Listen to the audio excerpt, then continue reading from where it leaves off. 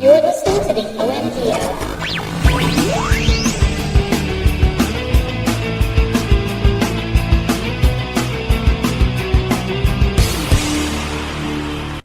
Welcome, everybody, to episode number 256 of the OMG Hour. It is our 8-bit episode, 256.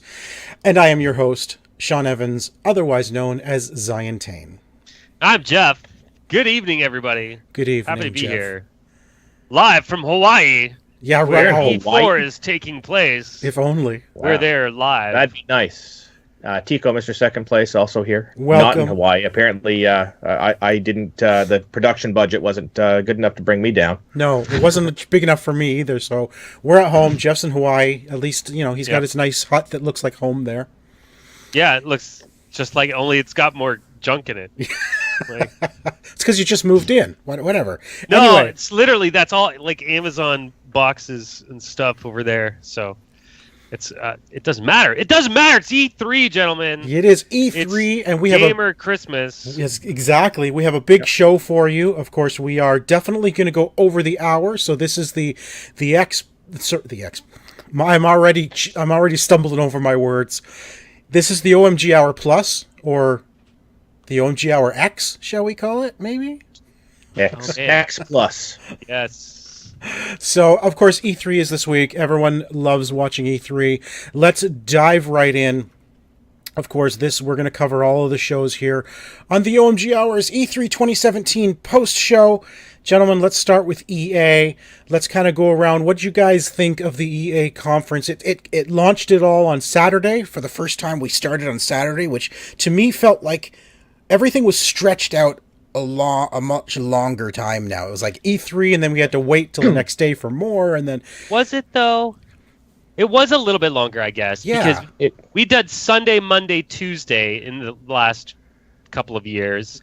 Now and it's then add Saturday to it. Yeah. And then it's Saturday. But a lot of people moved out of Tuesday, and now it's sort of just Nintendo chilling out, being Right. like, hey, we doing stuff too. Don't Yeah. forget about us. Well, It's me, I'm Mario. I found this year the conferences were all stretched out, you know, so it felt like there was a long time between each of them, and that's what made it Yeah. feel longer. There was. I recall in years past being like, and then like a half hour later, the next Right. one's starting. Exactly. Yeah, a string of conferences Yeah. that you could, you plan the one day. I'm going to sit on my butt from like 11 Right? until 9 p.m. And just watching conferences all day. Yeah. It And that was definitely awesome. didn't feel like they were quick and squished together on Sunday. No, as we no. were waiting hours Yeah. and hours Oh and man, hours. we'll for get Bethesda. to Sunday, but let's back up to Saturday. The EA launched it all on Saturday, 3 p.m. Eastern. What did you guys think of the EA conference? Why don't we start with Tico, because they Yes. jumped in and did sports like almost for the first half hour.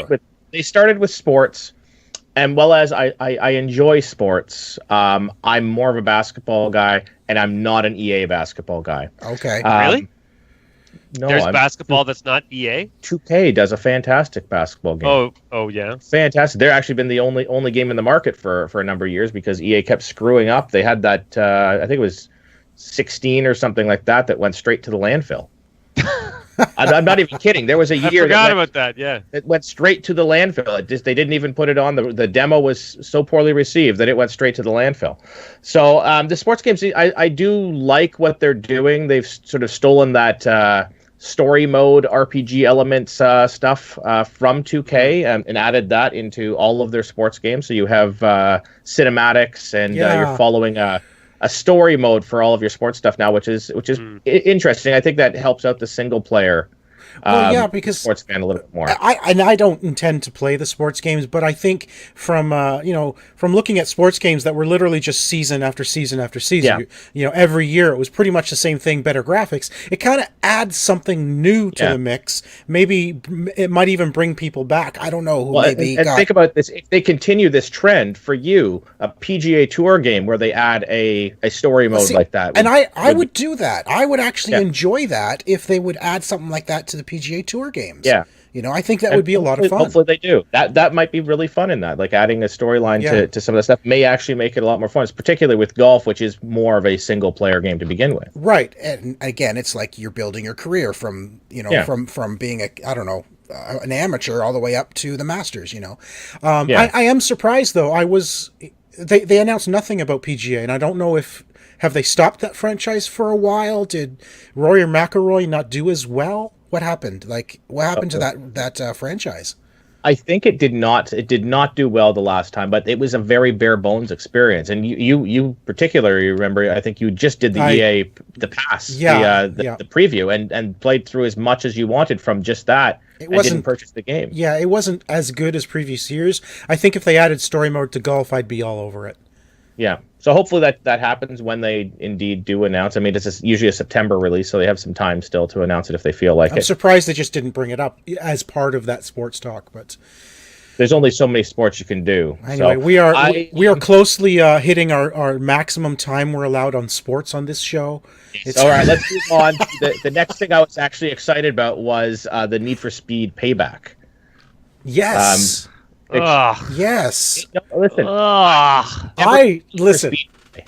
I have never been a Need for Speed guy. I really enjoyed what I saw in that. It adds the sort of Fast and the Furious movie elements to a Burnout type of game, and that's what it felt like. Is Fast and the Furious meets Burnout, which if that's what it is, I'm completely sold day one purchase. I love the Fast and Furious games. The Fast and Furious movies. I love Need for Speed. The last couple of Need for Speeds, the reboot, and then last year or 2 years ago, Rivals, they just didn't live up to what I expect from a Need for Speed. I didn't enjoy them. This feels like, maybe they're going in a bit of a different direction, but I do like that Fast and Furious vibe, that Burnout, crash mode vibe, I love... That was the only thing that I liked about the Burnout, or sorry, about Need for Speed, was the Burnout style, like when something smashed and goes, slow motion smashing. Yeah. That was the only redeeming quality about that whole darn trailer. I liked what I saw from that brief piece of trailer / gameplay. Loved what I saw. I'm really excited for it. Yeah, I am. I'm sure you are. Oh, I forgot you can see me. Oh, anyway, that's awesome. Anthem, Star Wars. Were you excited about that, Tico? Anthem, I was, but it was only a teaser. I mean, I was more excited about that when they showed it at the Microsoft.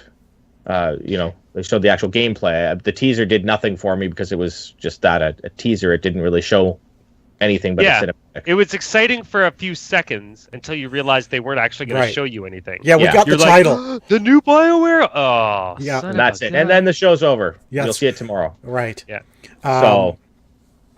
I mean, overall, I think even though there was a lot of sports, I enjoyed the the EA conference. Again, it's the Need for Speed, Anthem.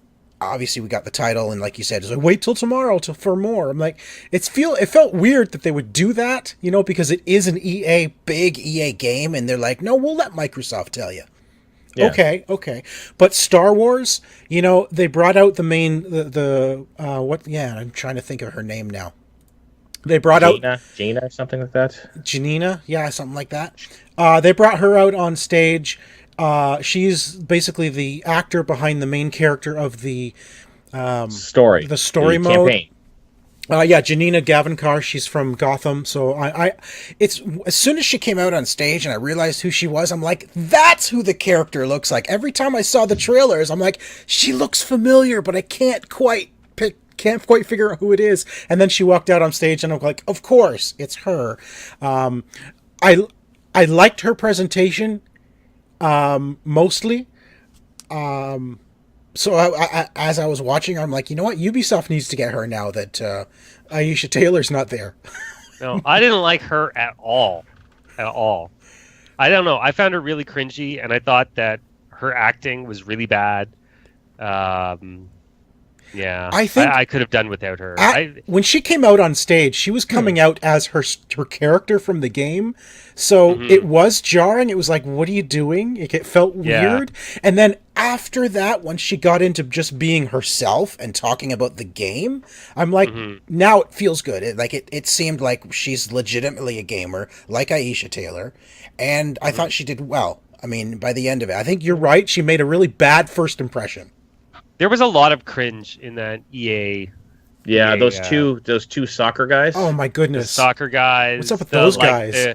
the professional YouTuber guy they had, whoever that God, is. that- for payback. Okay, that was hilarious because he completely forgot he was supposed to be saying anything. Yeah. Yeah, he looked like he was stoned. Actually, he just Well, didn't Maybe. even. Yeah. He just Yeah. totally bombed out. I feel bad for him, right? That was really really awkward way to bring out Yeah. Need for Speed. The whole thing I just found was a little cringy. It wasn't. I don't think it was one of EA's better press conferences. I gotta look at that list of games again. well, but Yeah, honestly, the presentation felt Their presentation felt unpolished for the most part. I think what you just said though kind of sums up this year's E3 for me, Jeff. This hasn't been the best E3 by a mile.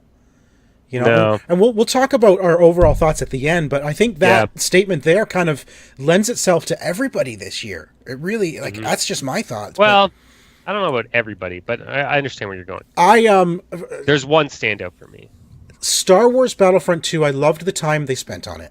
I loved Well, that was like it for them, right? I mean, yeah, they had that was their big game. They had a DLC, the sports games, that Away Out co-op game, Anthem, and then Star Wars Battlefront 2, and there was like a half hour.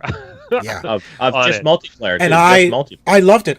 It was amazing to watch. I thought it was a great demo of the game. It made me excited even for multiplayer because it felt like it wasn't just 16v16 mass just do what you want. There was a goal.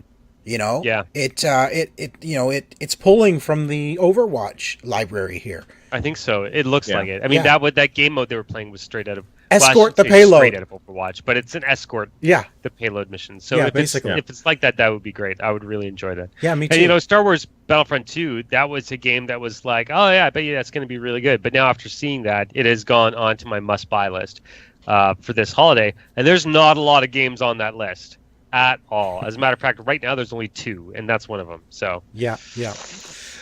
stop. Before we leave EA, I'd like to know what you guys think of A Way Out, which is from the creators of Brothers: A Tale of Two Sons, which was a single-player co-op game. So you had to play two characters with the same left stick and right stick. You're controlling two characters.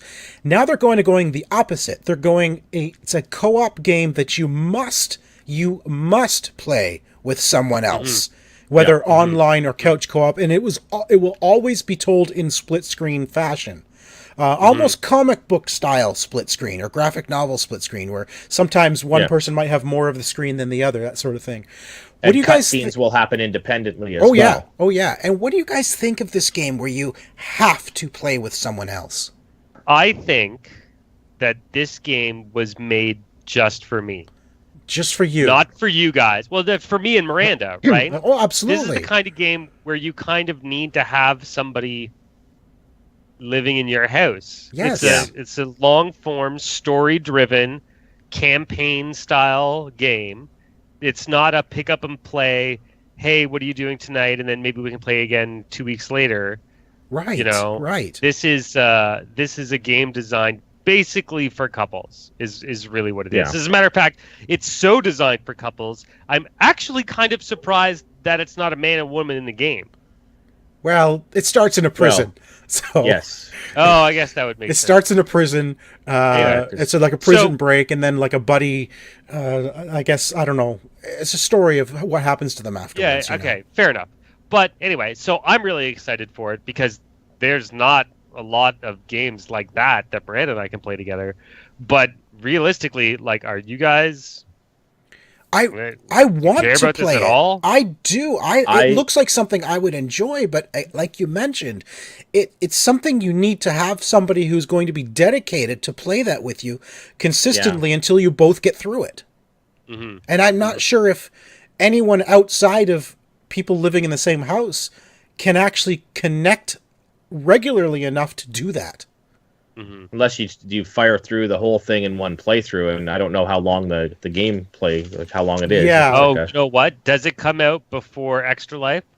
Oh, I don't know. I have no idea. I don't know if they had an actual release date or not. I don't think they did. What a great Extra Life game that would be, actually. Yeah. Run through it all in 24 hours. So then, overall, EA, I was, by the end of it, I was excited. I really loved the Star Wars. It started out slow for me with all the sports and just like you said, some cringeworthy announcements, and it was okay though overall. And then we had to wait. We had to wait until the next day for Anthem. Yeah, a full day. More than a full day. Well, wasn't it 5 o'clock for that and 5 o'clock for No, Microsoft? it was 3 p.m. for EA and then 5 for Microsoft. So, well, by the time they ended it, it's right around the same. True. 27 hours. All right. All right, who cares? Moving on. Do we want to move on to Microsoft then? Yes. Let's talk about Microsoft. Of course, the biggest news they had was Scorpio now has a name, Xbox One X, which phonetically, I think a lot of people are going to get confused over S and X, especially when people go to the store asking for something. And wait, which one do you want? The X or the S? Or when I feel bad for the EB guys. It's like, do you have the one S skin? Yeah, we've got tons of them in stock. And they get there, it's like, what? No, I want the X. And then they're, getting people yelling at them because they didn't understand what was going on on the phone. Right. I'm neither here nor there on the name, to be honest with you. But I do want to say, overall, I think Microsoft kind of failed to tell me as a gamer why I should want the X. Well, what does Tico think? So here's Tico, I am Xbox the biggest Xbox guy here when it comes to this. And my personal opinion, we talked a few weeks ago. I said I was getting one day one. I am no longer getting one day one. I don't have a 4K TV. I don't have a 4K TV, so it does absolutely nothing for me without a 4K TV. I don't know what it does. I don't need the extra teraflops if I don't have that 4K TV right now. So I will wait until I upgrade my television to upgrade my Xbox. And that in and of itself is, I think, proof that their messaging was off. Because it will for sure enhance the games you already have. Yes. No, I know, but the actual benefit will be seen more for people who have that upgraded television. Yes, for sure. But I think they kind of failed to make people realize why you want to upgrade. Yeah. Because it's the best of the best. It's the most powerful console ever created. And also the smallest Xbox ever created. That's pretty cool, actually. That is. They just keep getting smaller and smaller, right? First, it was moon-sized, and now it's kind of nice. Yeah, just wait till they have that thing where they do what the iPhone did, where they just start getting bigger, and so you're going to need to no, this one's way better because it's bigger than every other Xbox. Right. Big surprise, they brought backwards compatibility to the original Xbox now. So we can now put any Xbox originals that you have. Well, no, not any. Well, whatever they support. Once they add them. If you still have the disc, you can actually put the disc in and it will download the game. What do you guys feel about that? Don't care. Honestly, it doesn't really matter. From nostalgia, I'm going to pop Crimson Skies back in and play it with the upgraded thing, and I'll be happy to do that again. But it doesn't really matter. I'm not a huge backwards compatible person to begin with. I'm playing the new games. I mean, most of the stuff that's backwards compatible, I've played already on the 360. Mm-hmm. I want the new stuff. I've dabbled in a couple backwards compatible games, and they just it's hard going back. It is hard going back to those games. I can't imagine trying to go back to an original Xbox game. Like we're talking 17 years ago now. Or no, 12 years ago. Yeah, I tried playing Fable Anniversary on the 360, and it was rough.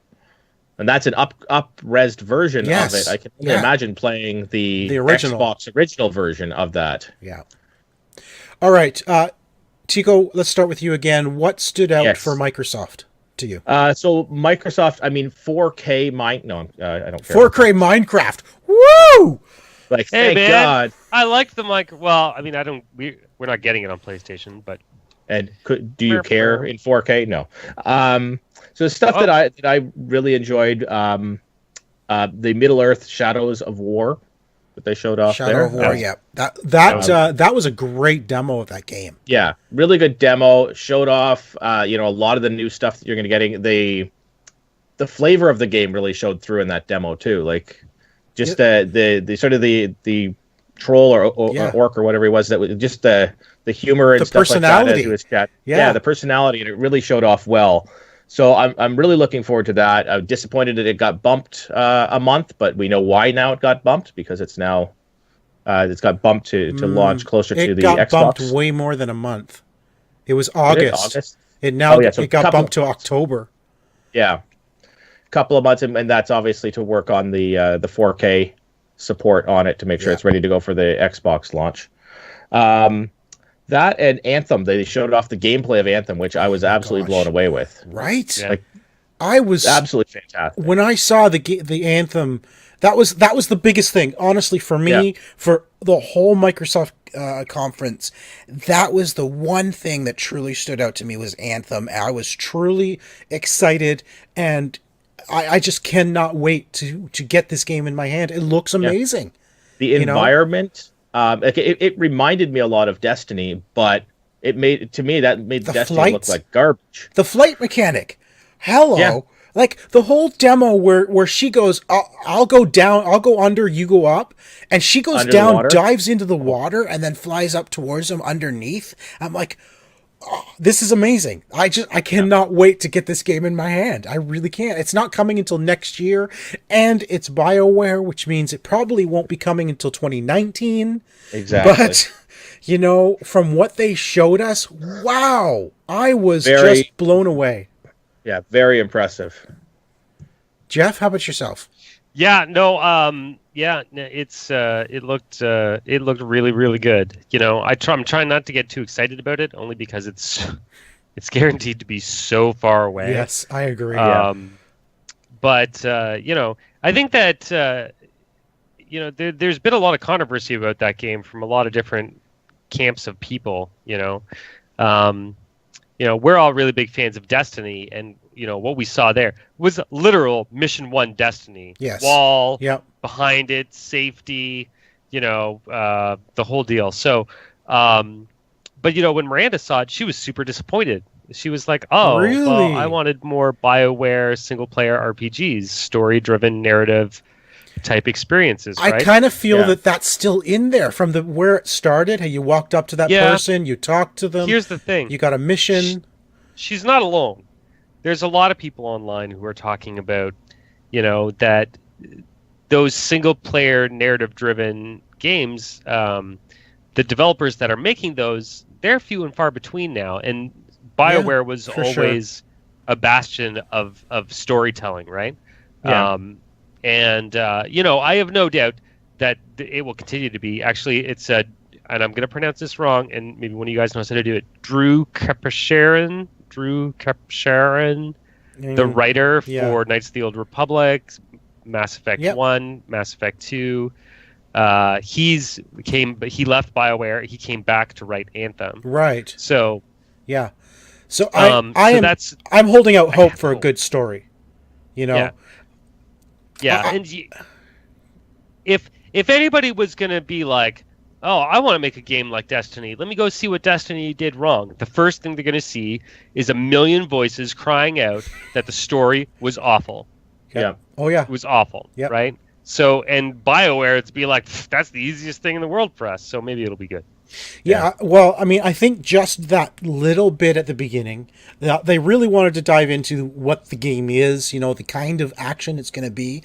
But I think the whole walking through that town, or that whatever it was, the market, and then speaking to that guy, that was very BioWare-ish. Yeah. First person BioWare, mind you.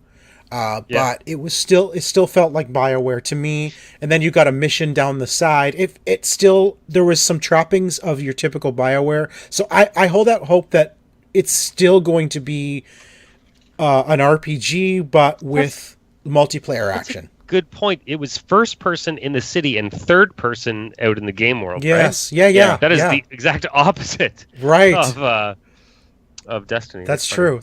I loved what we saw though. The mortar and the targeting like 20 enemies and then shooting all the rockets at them.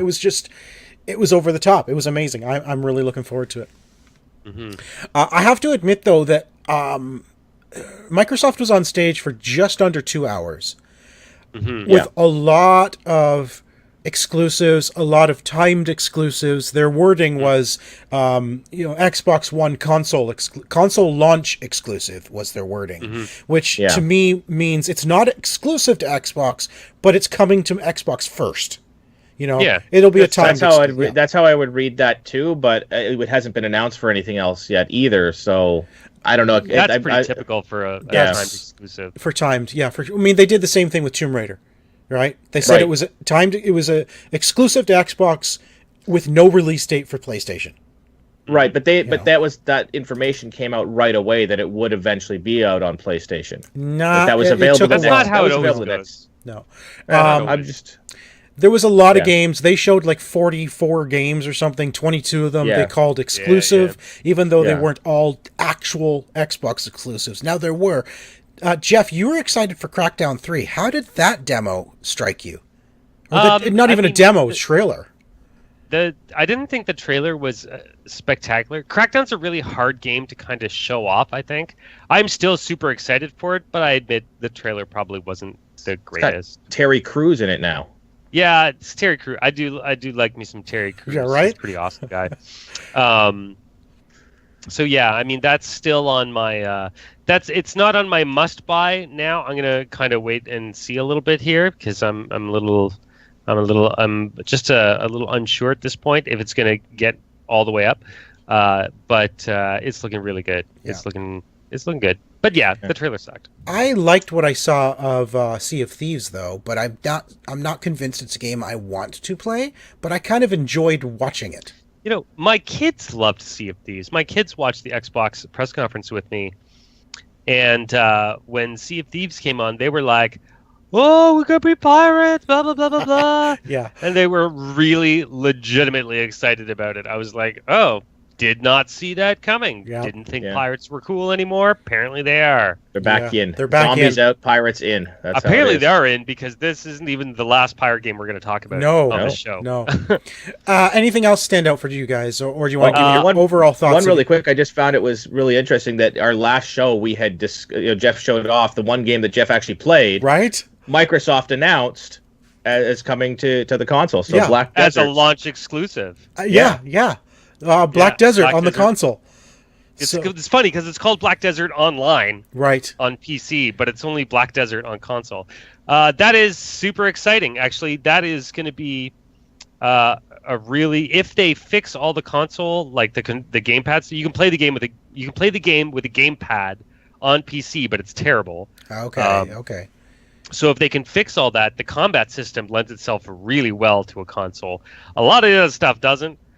They have their work ahead of them, and the UI in the game is atrocious, so I'm a little nervous about it. But if it comes to console, that's going to be awesome, because that means Miranda can play with me. So yeah. Right. And lastly, I got to talk about Forza. Yes, of course. Forza's landing. Yeah. That was one of their big things they showed up for Xbox One X. And it's actually going to be, what do they call it? It's a Play Anywhere title, right? Yes. Right. So I think I'm actually going to play that on PC. Yeah. Because my 360 racing wheel will work. Oh, right. I don't have to go buy a new wheel. Yeah. There you go. So it's just...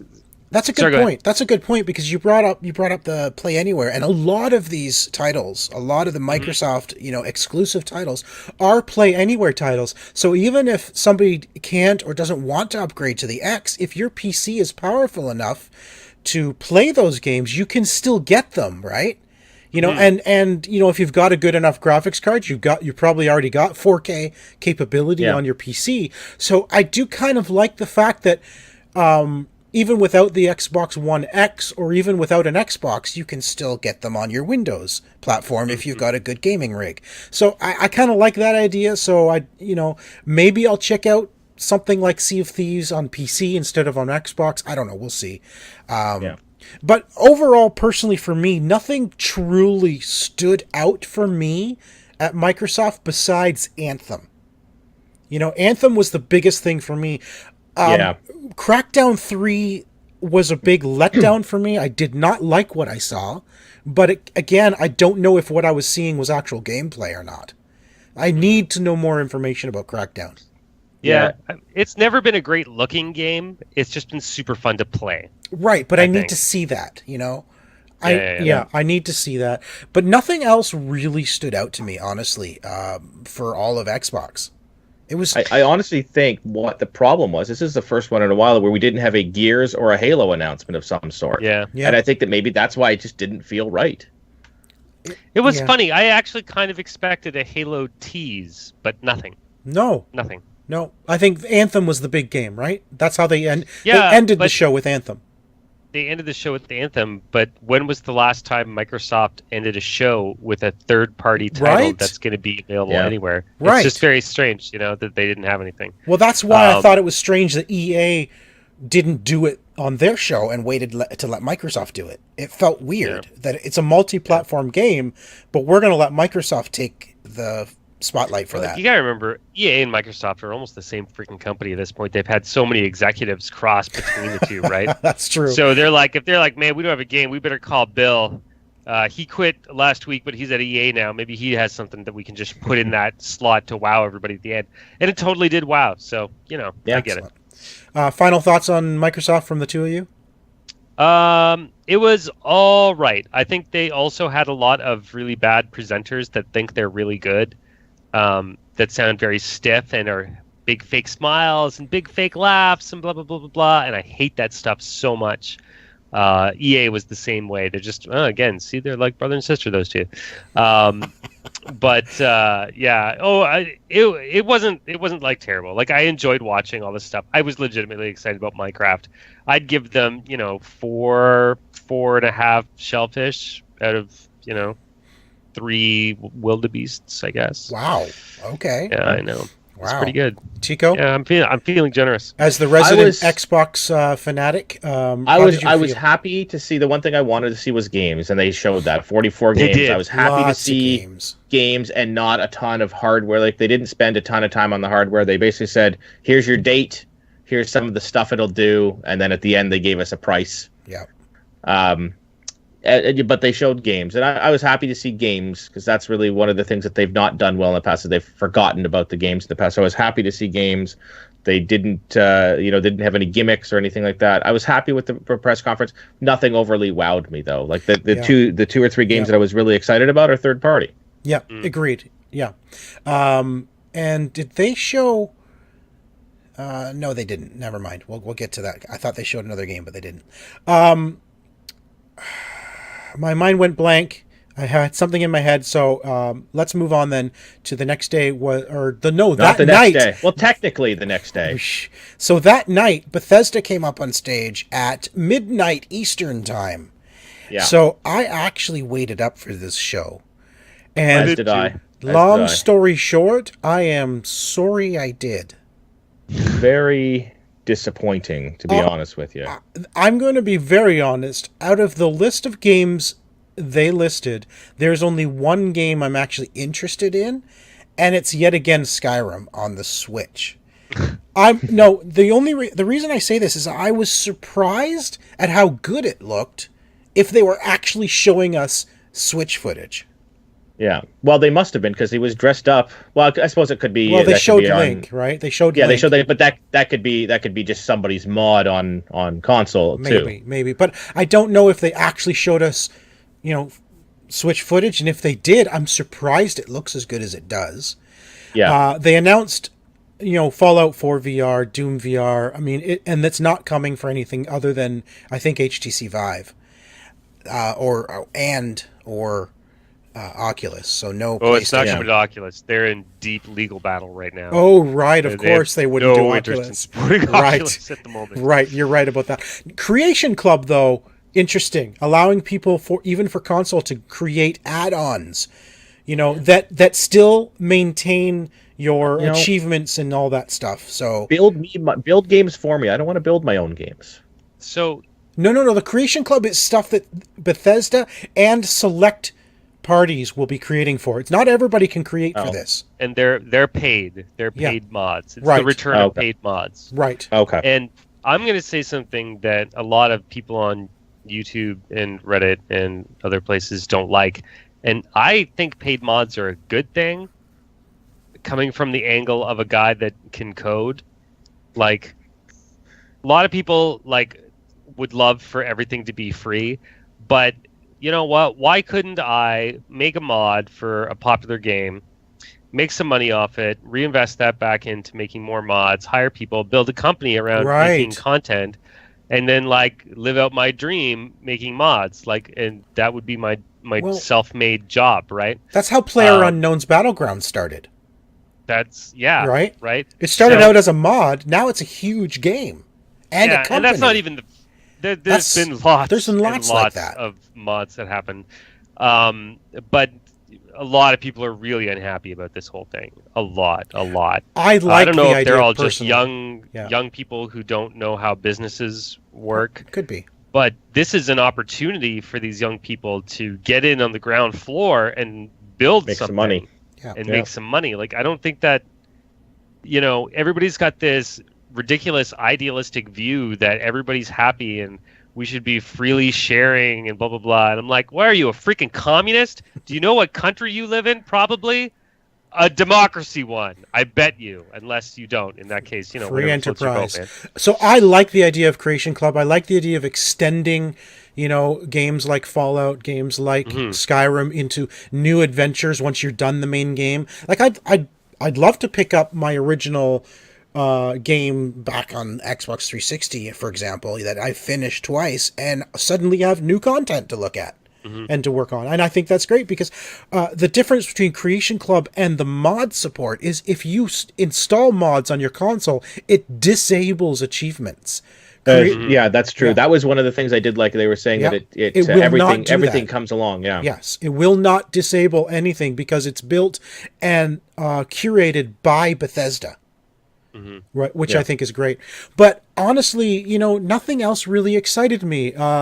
Dishonored Death of the Outsider is going to be a standalone Dishonored game, but again, it's I'm so let down by Dishonored 2 Oh, I thought that was DLC. No, it's a It's standalone. It's a $40 standalone. Yeah.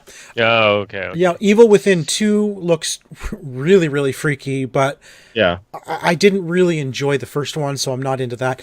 Nothing stood out to me for Bethesda, honestly. I felt like it was like 35 minutes long, and I'm actually sorry I stayed up to watch it because it did not excite me in the least. Yeah. No, it was a real big letdown. Yeah, really was. I mean, I was Not sure why they expecting- bothered having it, to be honest. Yeah. No, I was expecting a new IP of some sort. They kept teasing with their Bethesda land, this under construction new IP. I was expecting a new IP, and nothing was a new IP. no, there's no new IPs here.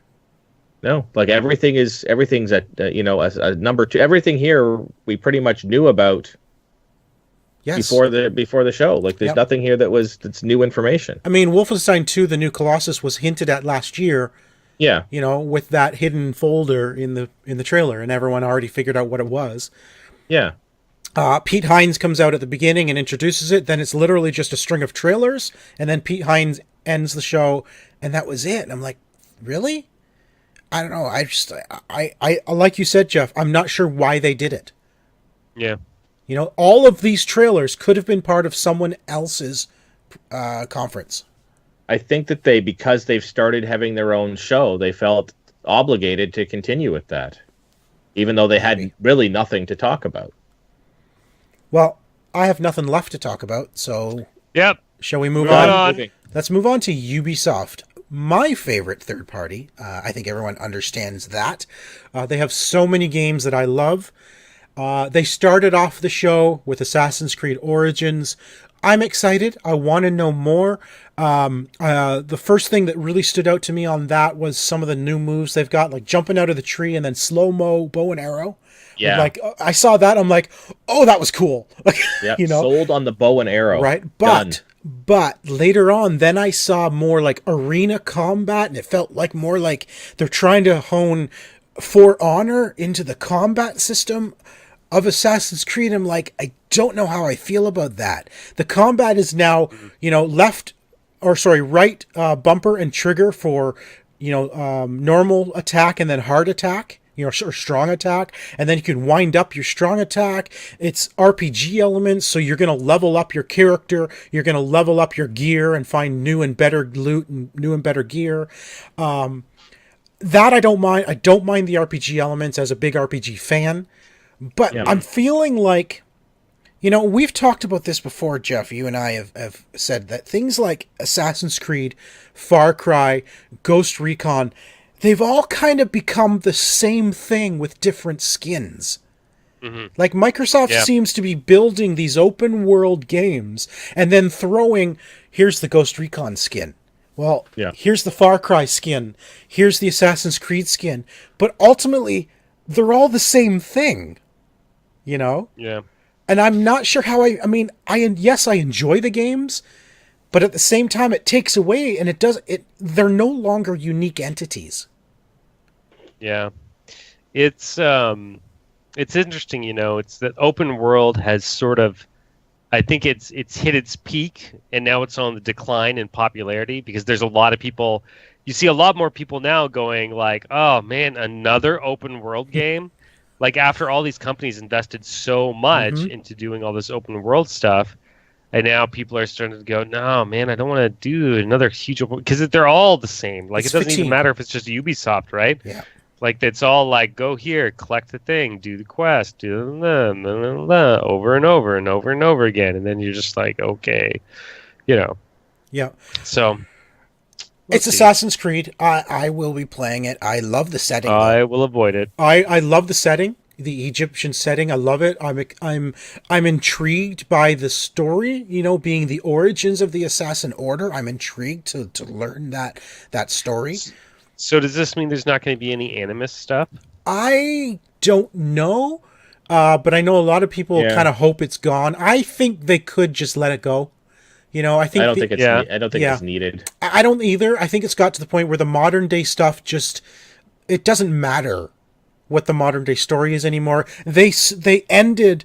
Oh gosh, my mind just went blank. But they ended the main story. You know, in the modern day with Assassin's Creed 3. You know, so that long ago. Eh? Yeah. So, and then they've kind of just been tacking on subsequent stories, and it didn't mean anything. It didn't really add anything to it whatsoever. So, I say drop it. You know, who cares? It's Assassin's Creed is a thing on its own now. We don't need to care that it's in an Animus anymore. Okay. Yeah. Cool. Can we talk about pirates? Cool. You want to talk about more pirates? Let's talk about pirates. Skull and Bones. Skull and Bones. Skull and Bones looks it looks like what Assassin's Creed 4 multiplayer should have been. Yeah. Black Flag multiplayer. Well, they took the Black Flag naval combat and said, let's make a game out of that. But at the same time, it's co-op, and it's sort of taking on that World of Warships kind of vibe, where each ship actually way more complicated than World of Warships. But I watched the when I say that, on it.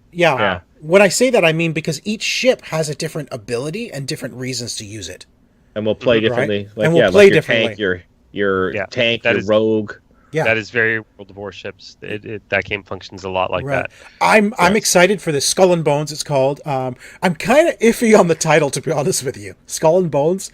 I'm not sure how I feel about the title. It's very generic piratey. It feels very generic. Yeah.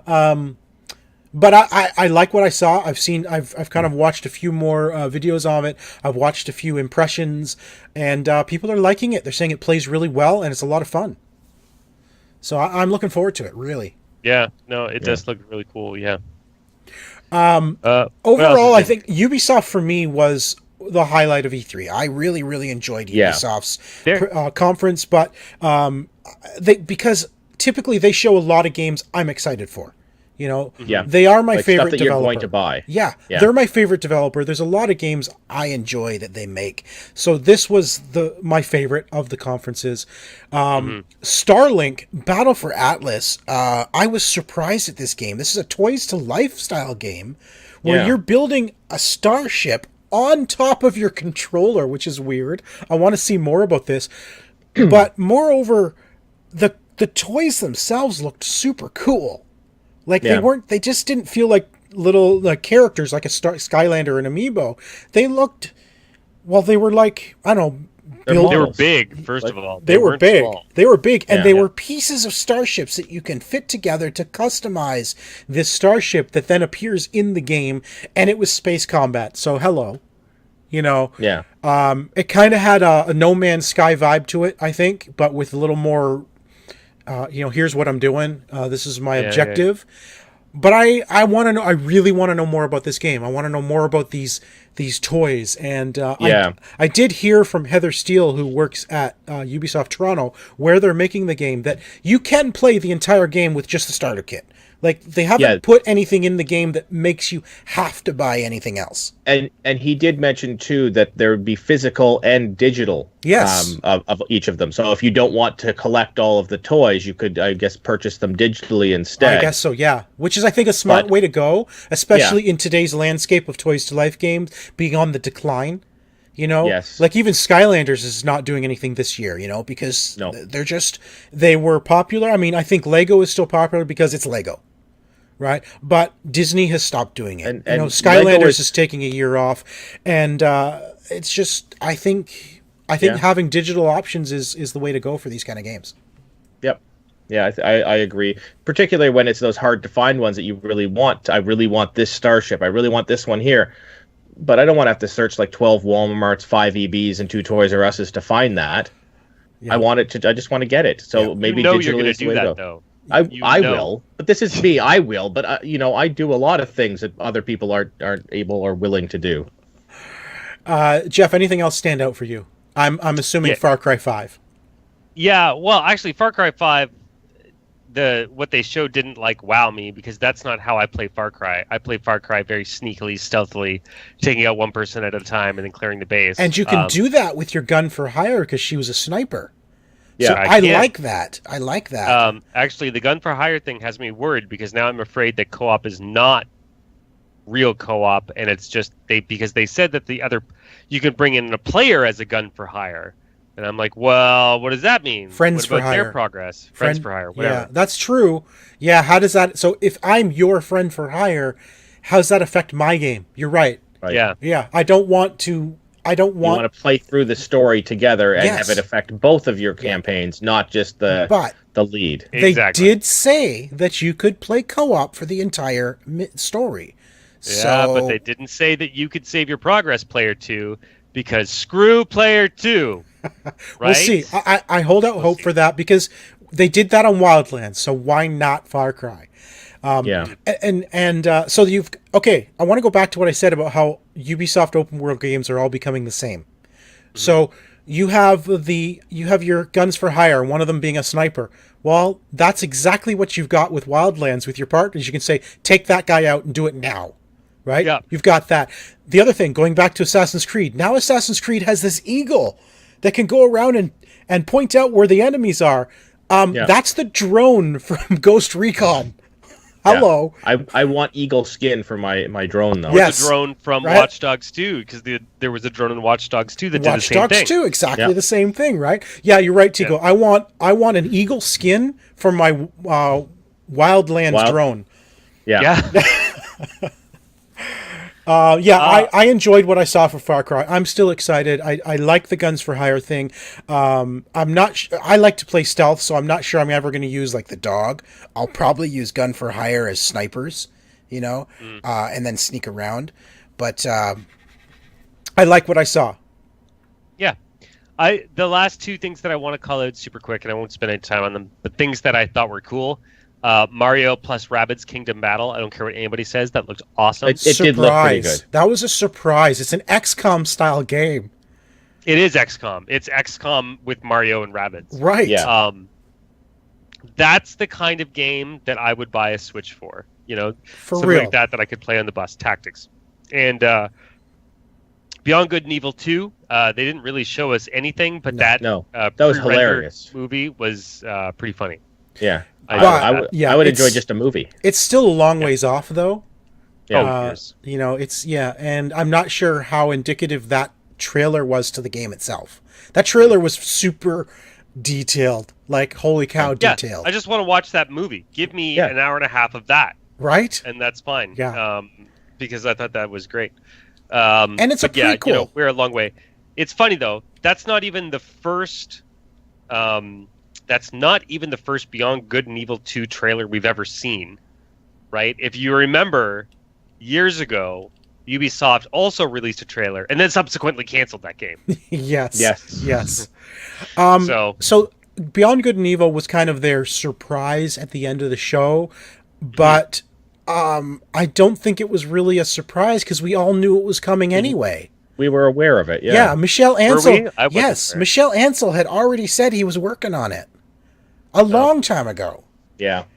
So I'm going to be honest. I was actually disappointed that there was no surprise Splinter Cell.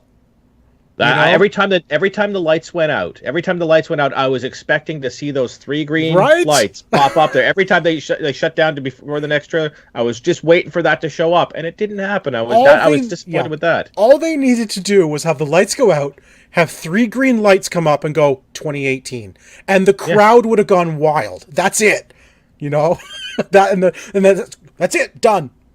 See, they can't do it because Splinter Cell doesn't lend itself well to open world, and they only make worlds now. Right. It's true. Look at their whole lineup.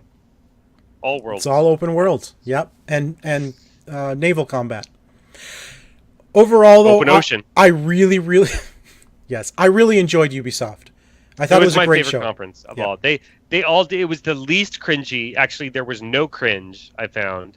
And they did the best job presenting. They showed trailers. They played the games. It was good. Except maybe the little Just Dance piece in the middle. It was kind of I love Just Dance. My daughter. Are you kidding? I mean, the presentation itself was kind of. It started off neat, and then the other dancers came in. It kind of went off the rails a little bit. Yeah. I don't know. No, I liked it, and I have to buy that game for my daughter now because she saw it and she's like, "You can get a game?" I'm like, "Oh boy! Oh, here we go. How have I not bought this for her before?" So, Chico, Ubisoft thoughts? Yes, really enjoyed it. My favorite of all of the conferences. I think they had the most games that I'm actually excited about playing. Yeah, I agree. And a lot of theirs are this year too. Are they? Far Cry. No. Far Cry is this year. Assassin's Creed is this year. Far Cry is not this year. Far Cry is not this year. It's February. Oh, that's right. Sorry, it's close enough to this year. Beyond Good and Evil, we don't South even Park know. Phone game this year. Whatever. I'm just saying. Like they had enough games that I'm looking forward to getting this year. I actually liked what I saw of Crew 2 real quick. I liked the addition of boats and planes in the Crew 2. So killing me with your arcade racers. Yeah, you can just shut up. All right, I'll shut up. Okay, let's move on to Sony. Jeff's no longer going to talk. He's no longer allowed. Don't ask me anything about Sony. You don't. Hey, Jeff. Shut up. Jeff, what'd you think of Sony? I don't. Jeff, I really want to hear your opinion on Sony. Yeah, as the resident Sony fanboy, what do you think of Sony? Let me tell you about Sony. First of all, I'm not a fanboy. I'm wearing a freaking Xbox hat. Just kidding. Jeez, you're so you want me to talk freaking about serious. Sony? I can talk about Sony. Yes. You're so serious. You're so looks serious, like man. A lot of this stuff looks like last year's conference when I'm looking at the titles here too. This show, I'm going to be honest, Sony was... You know how at the end of every year we have like what was our biggest disappointment? Yeah. It's like the thing that we were expecting the most out of, and then we were kind of let down a little bit. Sony kind of disappointed me. Yeah, it was me too. Yeah. Way too short. It was wall-to-wall trailers, book-ended by Sean Layden. Dude what's his face? Sean what's Layden. his name? Sean Layden. Layden, yeah. Yeah, he comes out at the beginning, introduces it, and then it's trailer after trailer after trailer after trailer, and then he finishes it. And that was it. Yeah. Did not enjoy that. Wasn't sure why they bothered having a press conference, and just didn't have like a YouTube playlist. That would have done the same job. Exactly. Anyway, so what cool stuff that I liked came out of this was... hold on, let me just go through this very short list. Spider-Man. I liked Spider-Man. Yep. Legitimately thought it looked really, really good. And while it was super a disappointing show, I am actually excited for Destiny 2. But other than that, Bravo Team, I guess, I thought could be interesting. And the more I think about it, the more I kind of am getting into the idea of playing Skyrim in VR. Yeah, I'm glad that they brought 2 more Skyrim games for Sean to play. Oh my gosh, Skyrim VR. So we were talking about this week Yeah. after they announced it. I was thinking, okay, Skyrim VR. They're going to add VR to the current version of Skyrim I have on PS4. No, it is a standalone, full-priced software. Like, are you serious? Yeah. Full price, Yep. $80 just to play VR. It's not even like if you already own it, then we're going to give you the free VR upgrade if you want it. No, you have to pay another $80 for it. I'm like, screw you, Bethesda. No, I'm not paying $80 to have yet another version of it on my PS4. Yeah, but you're gonna pay $80 to get it on your Switch. Switch is a different story. I've never played in the bathroom before. Right? Exactly. So I'm really disappointed that's not a free add-on, or even like, I don't know, $30. $30, $40. Yeah, if you But already here's the own deal. it. Here's the deal. If you already own it, it should be cheaper. Absolutely, I agree with you. And I'm not going to pay $80 for it. I'm going to shoplift from EB Games. No, I'm not doing that either. I am going to wait for it to go on sale because it's a Bethesda game. Yeah. And it will. And it will. Yeah, Bethesda absolutely. games go on sale. For sure. So, Although, have you noticed that VR games on PS4 rarely go on sale? VR games rarely go on sale. I think they realized that, like, oh, well, if you manage to afford a PlayStation VR, you got to be pretty rich. So why the heck would we put our games on sale? Right? Yeah. Well, Detroit Become Human. I'm looking forward to learning more about that. I love their games. I think it looks that's Miranda's amazing. game of the show. Yeah, that looks Detroit amazing. Become Human. I thought it looked so boring, but you know. No, I love those recognize games. that everybody likes it. Yeah, no, the last one, Beyond Two Souls, I played through twice. It was just really, really engaging. I'm really excited for the Horizon DLC, Frozen Waste, the Frozen Wilds.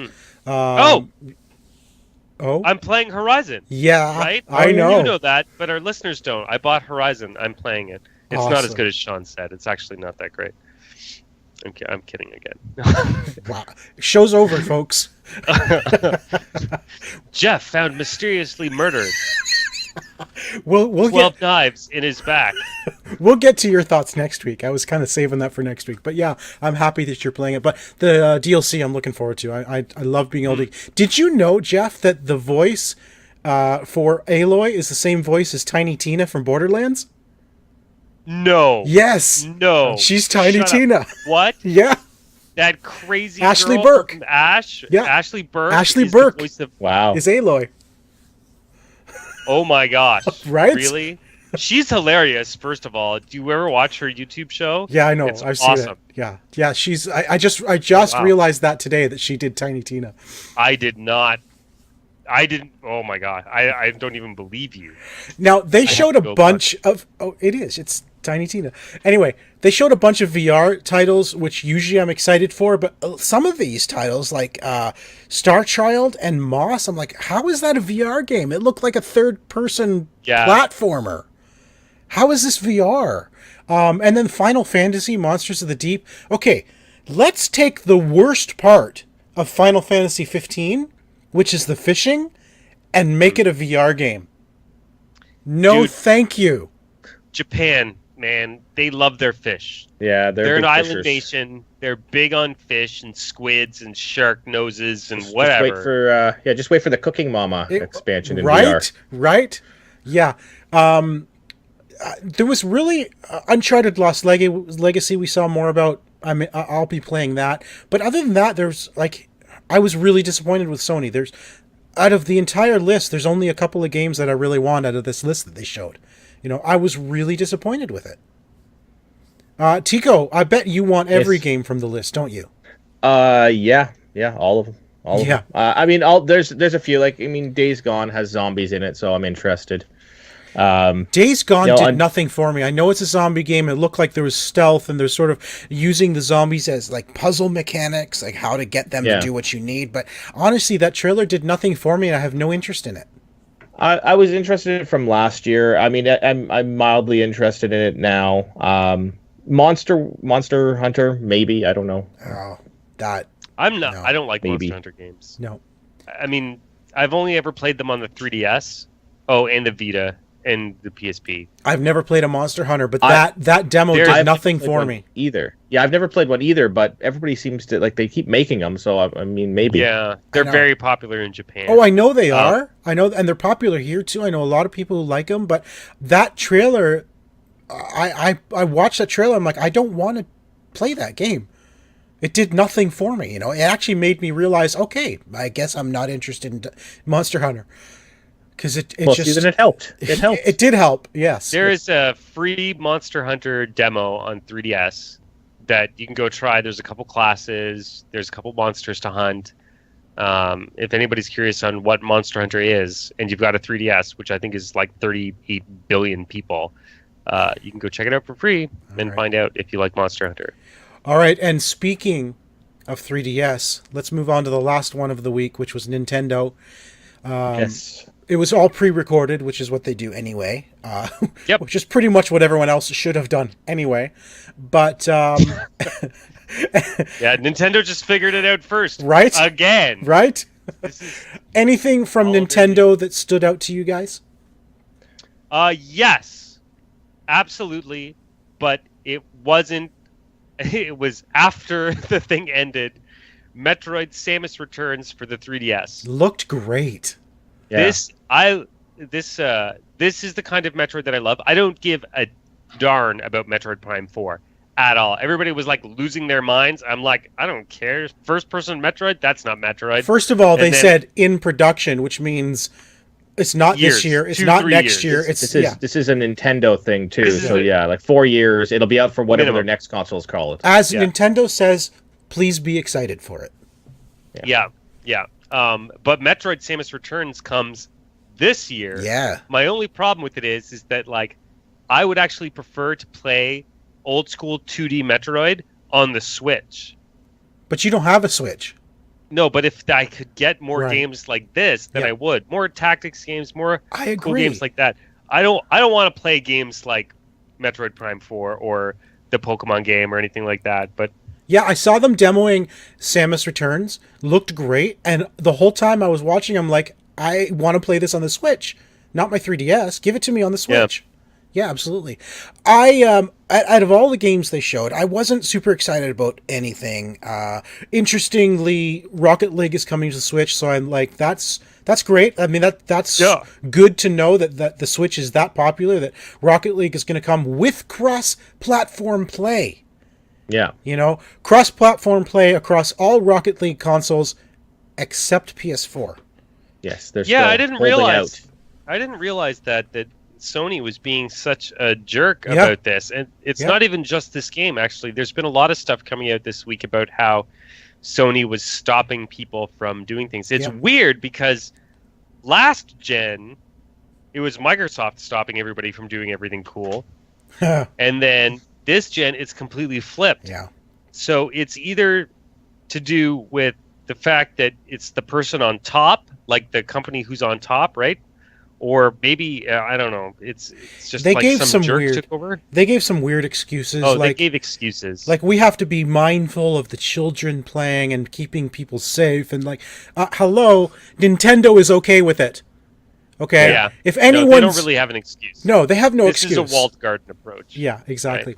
Right? But I really liked what I saw. Sorry, continue. I was going to say it's this kind of stuff that's going to stop us from getting like Destiny and crossplay and stuff like that. Exactly. It's these two policies, which I am almost positive on this very show. Some months ago, we read an article where Sony was like, "Oh yeah, bring it. We'll do that." They did. Yeah. Now they're saying no, we don't want to do it. I don't know. The developers of Rocket League said that it's literally, as easy as flipping the Switch. It's a little checkbox saying allow PS4. It's that simple for them to implement it if PS4 says it's okay to do so. They're ready to go. But PS4 isn't allowing it, essentially. But regardless, so that's coming, Rocket League. I really, really liked... I stayed and watched it afterwards, the Nintendo Treehouse, and I watched a lot of the gameplay for Super Mario Odyssey. Really liked what I saw from it. I wasn't sure at first, when they first announced the game... with New Donk City, it just looked weird, but seeing the actual gameplay and just kind of how fun it is, I'm actually convinced I would enjoy playing this. I enjoyed Super Mario Galaxy, the first one. I was quite into it at the time. I remember going to the cottage and saying, you know what, I'm taking my Wii with me because I want to keep playing Odyssey or Galaxy. So I think I'll have that. It looks like I'm going to have the same kind of fun with Odyssey. So I'm looking forward to that. But nothing else on that list really grabbed my attention from Nintendo. Yeah. I don't care about Splatoon. I don't care about ARMS. You know, Splatoon's not even on this list. Actually, I forgot it. But yeah, it's good.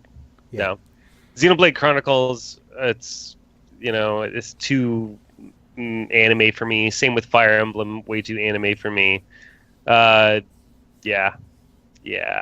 So, question, Metro. Jeff. You said that, of course, they showed off Mario plus Rabbids again. You said Mario plus Rabbids is something you would want to play, but is it enough to get you to buy a Switch? No, not yet. Okay. I'm still waiting for the killer app, right? The killer app for me. I realized that for most people, it was Zelda. I am just not interested in playing Zelda at all. Most games made by Nintendo, I find, have a really interesting lack of, I don't want to say polish. That's not the right word, but I don't like how most Nintendo games don't have voice acting, and it's all text in bubbles. Yeah. Yep. I That agree. really, really, really, really bugs me. For no other reason than when my kids were little, even though every other game on every other platform had voice overs, their games didn't, and they would just always be like, "Daddy, can you come read this screen to me?" And I'd waddle on over and blah, blah, blah. And it says this. And then, okay. And then you go away and you come back 5 minutes later because they go "Can you read this screen to me?" There's no reason for it. And the reasons that they do have are illegitimate and lame. It's oh, well, what does Link actually sound? Shut up. Put a voice on him. Give him a What voice. does Mario sound like? Yeah. Give him a voice. That's what it'll sound like. Right. Yeah. Mario has a voice. And it's if it's localization and stuff like that, oh my gosh, look at your bank account someday, mate. Yeah. They can afford it. Figure out how to do that. Yeah. That really bugs me. I agree. I don't know how I got on that, but that bugs me. No, I totally agree because I found that kind of jarring even in Legend of Zelda. Yes, there's some scenes that are voiced, but not the entire. Most of the game is text still. Even in the game of the year, the 10 out of 10, the best game ever made in the history of the world, still has text for dialogue. So no, I totally agree with you. There's no excuse for that. Tico, are you Yes. Are you going to finally open your Switch for anything? I am. I was holding out originally because I was going to return it and put it towards an Xbox One X, but I have no need to do that now.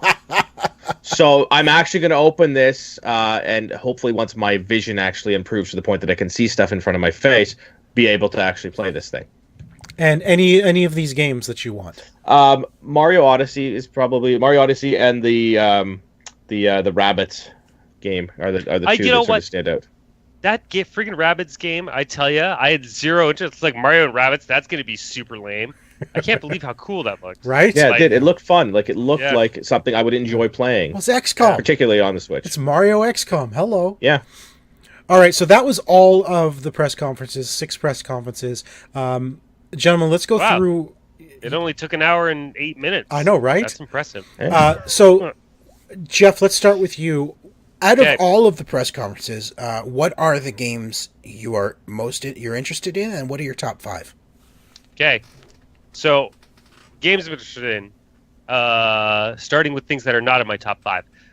Bravo Team, because realistic battle with modern weapons in VR, I think is going to be really super fun. It looked cool. Do you think it's going to be a sort of rail shooter where it moves for you?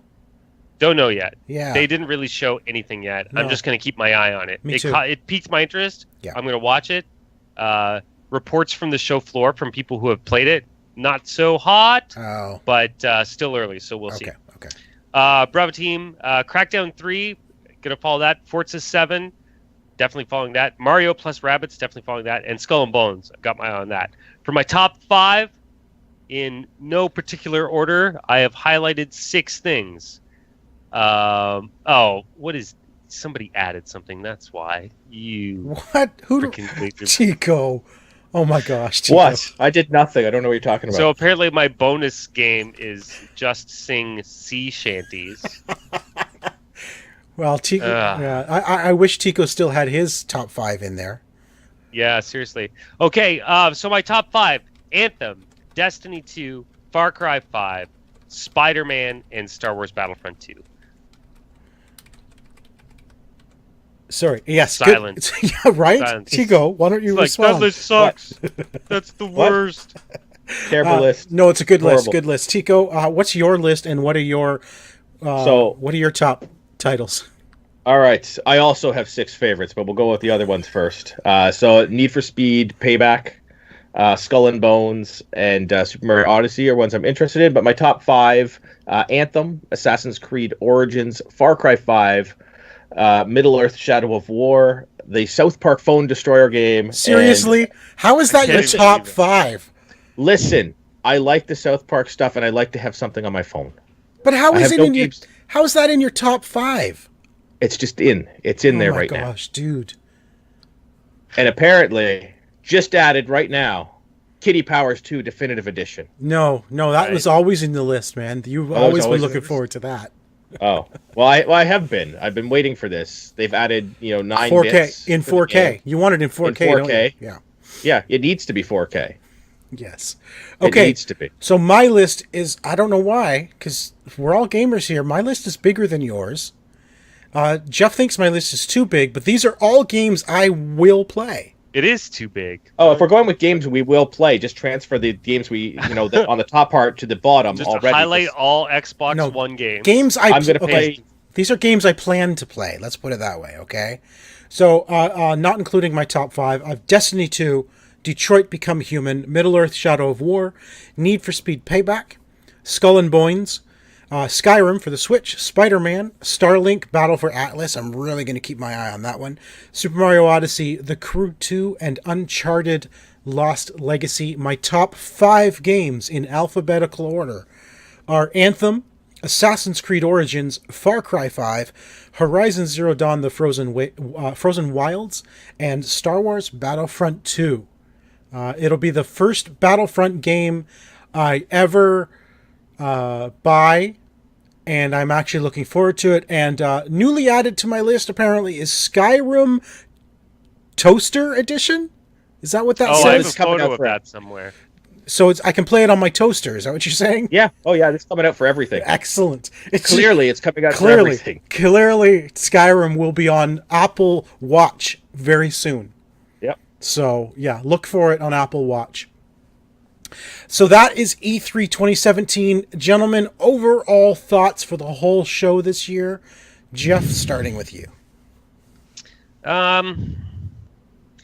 It was a weird year. Yeah, it was a weird year. There was just a lot of oh, well, that could have been better. Oh, that could have been better. Except for Ubisoft. Ubisoft did a really great job. They didn't have Aisha Taylor this year.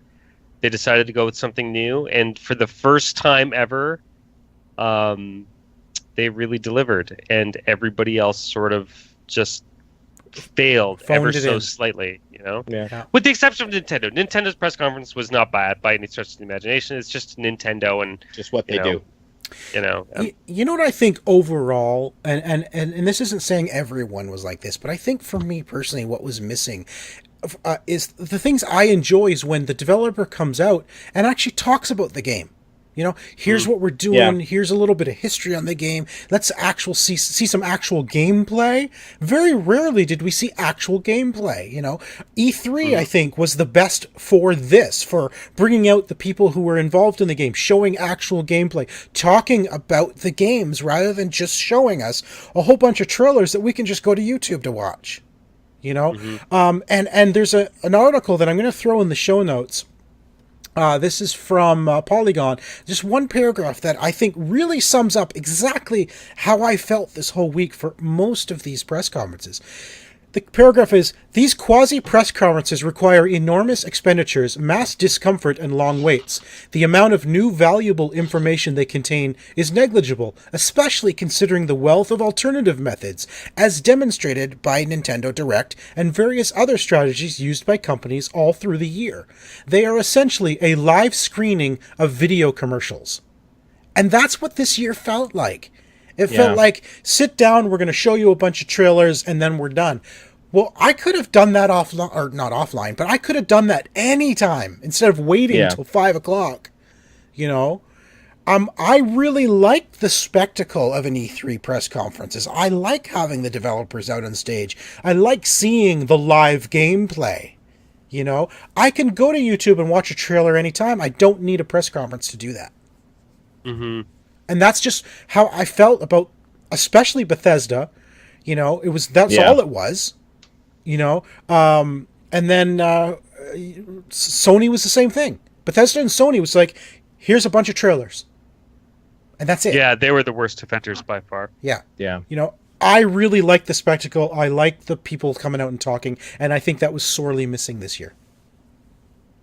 Yeah, it was very predictable this year. I felt like I don't think there was anything the entire show that was really a wow factor like that. No, I wasn't expecting it. Most of the things that their wow factor things that they were showing off, with the exception of Anthem, I think everything else that they sort of showed was stuff that we'd seen before and we knew about. I think my top game from the entire press conference would be Anthem. Like, Anthem is, last year it was Horizon right from the get-go. As soon as they showed Horizon last year, there was something about that game that just hit a chord with me, and I'm glad it did, because you all know how I feel about Horizon. I kind of feel that this year for Anthem. Anthem I'm very excited for. Yeah. Any final thoughts, gentlemen? Nope. You know, I'm just sort of slogging through all the news, trying to keep up. Yeah, exactly. Yeah. All right, fair enough. Well, that is it for our E3 2017 post show. Thanks for listening. Thanks for watching. Jeff, why don't you take us out? Oh gosh, there's show notes. Tell us. I don't have mine open either. Tell us who you are. My name's Jeff. I tweeted something on Twitter this week. If you want to know what it is, go find me. It's SINNIX. That's Cynics on the Twitter.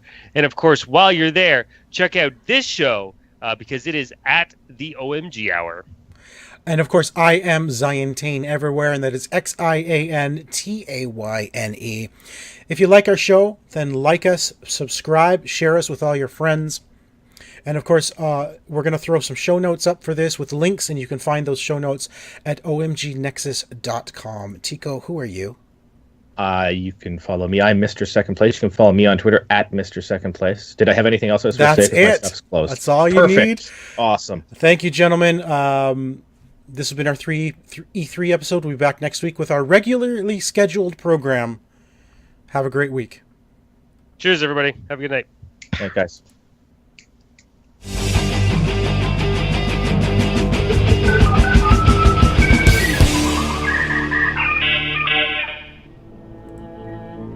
This has been an OMGNexus.com production.